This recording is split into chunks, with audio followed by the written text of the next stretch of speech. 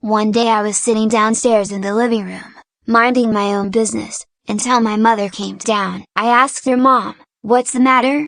She looked at me with an angry look on her face. After a while, she finally broke the silence with her answer. "I am very disappointed with you, son," she said. Then I talked to her back and said, "What do you mean?" She then said, "Well, you are obviously in love with a Pokemon." I said, "What?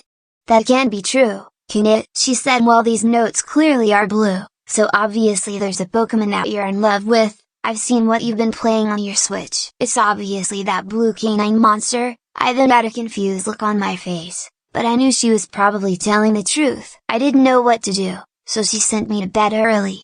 The next morning, I woke up looking around the house. My mother was not there. Then I noticed a note on the table. It read, "Dear son, I have left you alone. Goodbye, not yours, your mom." Then the silence was broken by the doorbell ringing. I opened the door and standing in front of me, was a blue figure with pointy ears and funny black things on his head. He was very tall with a spike on his chest. There were also some on his fists. Then looked at me, then I could feel a blue glow come from my chest right to his. It seems we were in love. He picked me up with his big, strong arms. We looked at each other, face to face. I began to blush. Then he spoke, "You know, I've been looking at you, and you seem very beautiful and handsome." Then he decided to ask me a question. "So what's your name?" So I told him my name. He liked my name. He then said, "Do you want to do something fun?" I said sure. Then he carried me to the guest bedroom in the basement.